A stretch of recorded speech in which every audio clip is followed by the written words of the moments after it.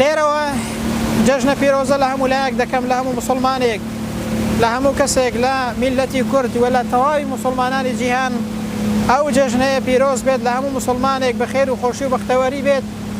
خوای پەروەردگار بیکاتەمایی خێر و خۆشی بۆ مسلمانان بۆ تەواوی جیهان.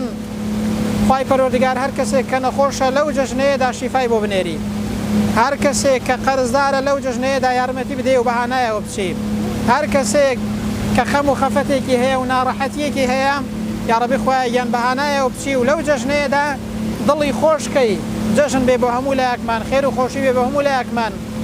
یا ڕەبی خوای پەروەردگار حەجی حاجیەکانمان قبوڵکەی، حەجی ماڵی خۆشت بە قسمەتی ئێمەکەی.